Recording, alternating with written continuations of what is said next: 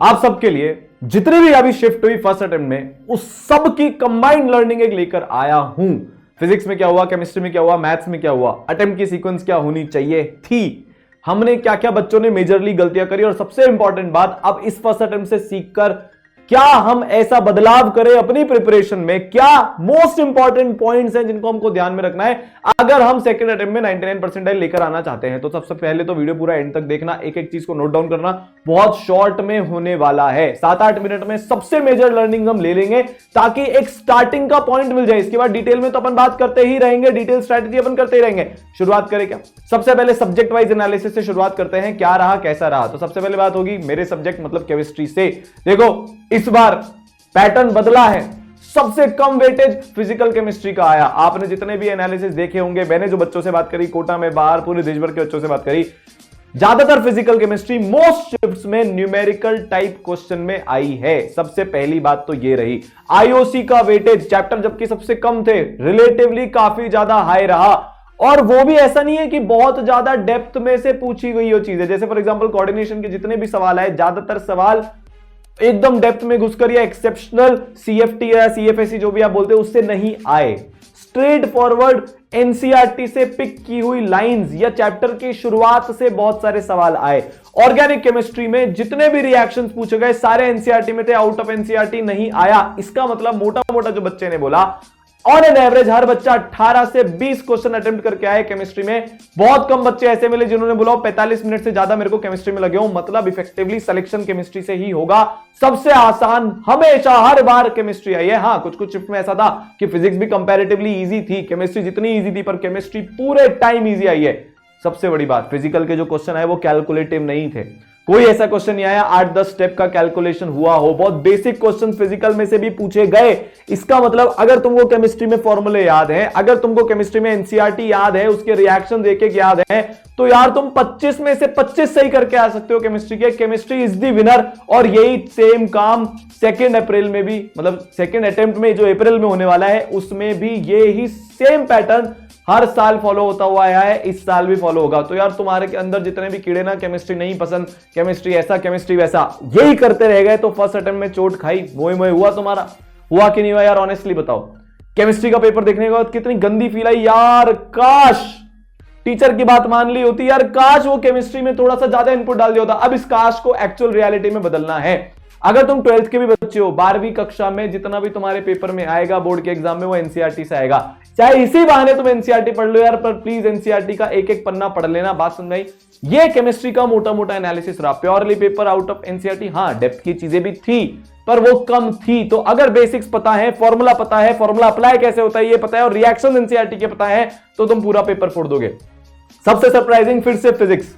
हर साल पिछले 2-3 साल से पैटर्न देखे, फिजिक्स एकदम आसान होती जा रही है।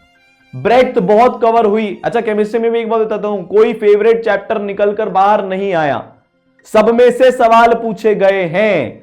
कोई ऐसा पिन पॉइंट करके, हाँ 4-5 चैप्टर ऐसे हैं जिनमें से कंबाइन कर लेंगे तो थोड़ा सा ज्यादा आया है, पर ऐसा पिन पॉइंट करके एक चैप्टर नहीं बोल सकता भाई इसी में से सारा पूछ लिया। Same for physics.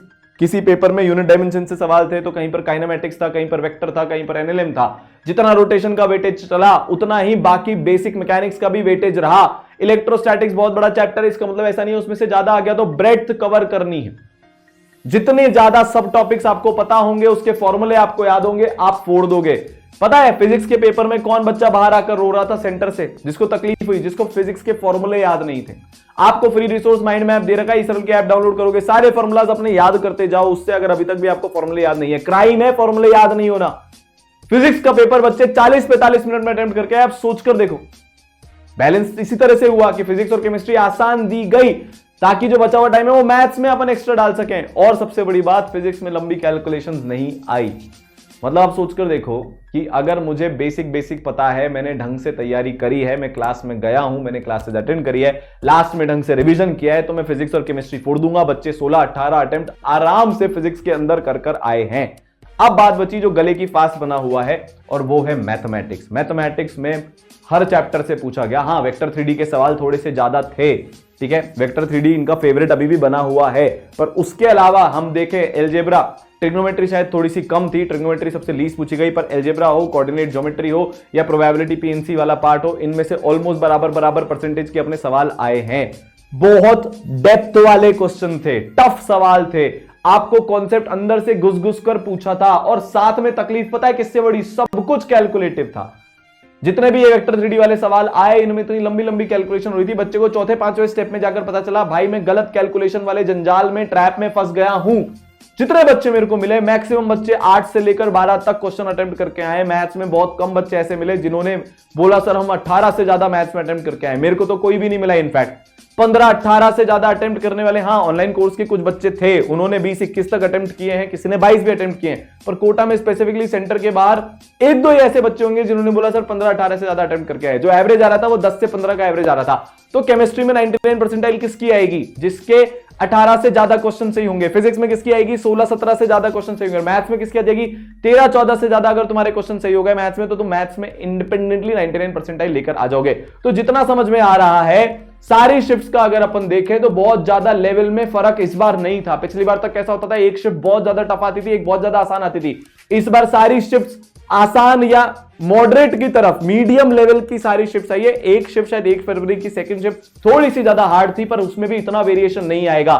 शायद ही ऐसा हो कि 170 नंबर पर किसी पे 99 आ रही है और किसी पर 210 पर 99 आ रही है। इतना वेरिएशन इस बार आने की उम्मीद नहीं है। पेपर का लेवल ऑलमोस्ट उतना ही है। अब देखो, अब बात कर लेते हैं कि यार अप्रैल के लिए लर्निंग के लिए हम क्या करें। तो यार सबसे पहले तो कंपटीशन बढ़ेगा, ये पक्का है। बच्चे बोर्ड की तैयारी करेंगे, उससे प्रिपरेशन उनकी अच्छी होगी। ड्रॉपर अब पूरी अपनी जान लगा देगा। क्यों, सबको पता चल गया यार कहां पर कमी है। जिसने फॉर्मूले नहीं होने के चक्कर में आज धक्का खाया है, उसमें से कुछ बच्चा जागेगा, उसको अपनी तकलीफ समझ में आएगी, तो वो फॉर्मूले याद करेगा। जो एनसीईआरटी नहीं पढ़कर गए थे, उसको समझ में आ गया, एनसीईआरटी से पूछ रहे तो यार वो एनसीईआरटी पढ़कर जाएगा। तो जो परसेंटाइल इधर 180 नंबर पर आई थी अप्रैल अटेम्प्ट में, सेम लेवल ऑफ पैटर्न अगर आया, सेम लेवल ऑफ पेपर आया, तो 190-195 पे आएगी, ये तय है। तो अगर तुम अभी भी सो रहे हो, अभी भी तुम्हें ओवर कॉन्फिडेंस है, अभी भी तुम्हें ऐसा लग रहा है तुम्हारा अपने आप हो जाएगा, नहीं होने वाला है। तो सबसे बड़ी लर्निंग्स क्या है भाई, अगर तुम्हारे पास कोई प्लान नहीं है, कोई डेट वाला प्लान नहीं है, तो वो सिर्फ सपना है, और सपने सपने ही रह जाते हैं, वो कल ही पूरे होते हैं और वो कल कभी नहीं आता। तो क्या करना है, ध्यान से सुनो। अगर फिजिक्स केमिस्ट्री की बात करें, एक एक चैप्टर कवर करना है। अगर तुम इन डेप्थ नहीं भी जा पा रहे हो तो प्लीज उनके एनसीईआरटी लेवल तक अच्छे से कर लेना, उनके फॉर्मूला तुम अच्छे से समझ लेना, फॉर्मूले तुम उसके याद कर लेना, ठीक है। अब अगर मैथ्स की बात करें तो अब जेईई मेंस में आसान आएगा, इस माइंडसेट से मैथ्स नहीं हिलने वाली। एडवांस वाले माइंडसेट से मैथ्स प्रिपेयर करनी है कि हाँ यार टफ लेवल के क्वेश्चन हमको करने पड़ेंगे। सबसे बड़ी गलती जो बच्चों ने करी, सवाल ही नहीं करके गए। बिना सवाल करे तुम्हारा कुछ नहीं होने वाला। पीवाईक्यूज मैक्सिमाइज कर दो पिछले 3-4 साल के। इस बार जब पेपर आ जाए, इस साल के ऐप पर भी बहुत जल्दी डाल देंगे, तो एनालाइज करना उन पीवाईक्यूज से पैटर्न को कि भैया चल क्या रहा है, उस हिसाब से अपनी प्रिपरेशन को तुमको मोल्ड करना है। अब लास्ट इंपॉर्टेंट बात, मॉक टेस्ट देने हैं। मैक्सिमम बच्चे ने ये बोला सर टेस्ट इनफ नहीं दिए, तो अब से लेकर अगले 15 दिन तक हर हफ्ते में 1 टेस्ट दे दो, फिर 2 टेस्ट कर दो उसको और 15 दिन, फिर मार्च में 3-3 टेस्ट देना तुम हर हफ्ते मॉक, तब जाकर इंप्रूवमेंट आएगा। और पता है सिर्फ मॉक देने से काम नहीं चलेगा। जब तुमने मॉक दिया 3 घंटे उसको लेकर बैठो, उसको एनालाइज करो, दिल से जो आवाज आ रही है पहले अटेम्प्ट में क्या गलती रह गई उसको सुनो, उसको एनालाइज करो। तो यार कमेंट में मेरे को लिखकर बता देना कौन कौन अपना कितना परसेंट देने वाला है। अगर तुम 500% देने वाले हो 99 परसेंटाइल लाने के लिए, कमेंट में लिख देना 500% दूंगा। 1000% देने वाले हो लिख देना 1000% दूंगा। जो करने वाले हो, साहन सर ने बोला था मशीन गन चला दूंगा या बॉम्ब फोड़ दूंगा, जो भी है, अगर तुम उतना करने वाले हो, अपनी जिंदगी की सबसे ज्यादा मेहनत करने वाले हो, तो कमेंट सेक्शन में आकर कमिटमेंट कर देना और हर 7 दिन में उसको आकर एडिट भी कर देना कि हाँ मैं अपनी जिंदगी की सबसे ज्यादा मेहनत कर रहा हूं। बात समझ में आई क्या? अब अगर तुम 12 घंटे नहीं पढ़ रहे तो कोई इंप्रूवमेंट की उम्मीद ही छोड़ देना, क्योंकि जिस बच्चे का ईगो हर्ट हुआ है, जिसको अंदर से अब आग जल गई है अपनी बेइज्जती देखकर कि यार मेरे इतने कम नंबर आ रहे हैं पड़ोसी के और इनके सबके ज्यादा नंबर आ रहे हैं, वो अब 2 गुना 3 गुना मेहनत करनी शुरू कर देगा।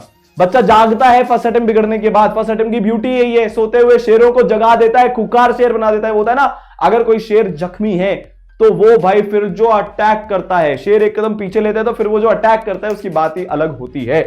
सबसे इंपॉर्टेंट बात, अपनी जिंदगी में एक ऐसा कोई व्यक्ति ढूंढो जो तुमको पुश कर सके, जो तुमको बार बार रिमाइंड करा सके भैया टाइम नहीं है, भैया ऐसे पढ़ना है, ये करना है, वो करना है। अब अगर तुम ईसरल के साथ पढ़ना चाहते हो, जैसे अपूर्व अंतरा, दीपक और सुधांशु, इन सब की कहानी इतनी फेमस है, 39 से 99.5 परसेंटाइल फर्स्ट और सेकंड अटेम्प्ट में। अंतरा फर्स्ट और लास्ट अटेम्प्ट में 15 से 99.5। दीपक 50 दिन 40 दिन में 45.2 से 99.79। सुधांशु 26 परसेंटाइल से सीधा आईआईटी। पहले दो अटेम्प्ट मतलब फर्स्ट अटेम्प्ट बिगड़ने में के बाद फर्स्ट अटेम्प्ट में आई 26 परसेंटाइल, एडवांस दिया तो आईआईटी। अगर तुम भी अपनी कहानी ऐसा लिखना चाहते हो तो यार इंडिया का सबसे पावरफुल क्रैश कोर्स तुम्हारे लिए लेकर आए हैं। डिस्क्रिप्शन में तुम्हें नीचे लिंक मिल जाएगा, कमेंट में लिंक मिल जाएगा, जाकर रजिस्ट्रेशन कर लेना। जो मैंने आज लर्निंग बताई उसको अपने दिल में उतार लो, एक एक चीज लिख लेना।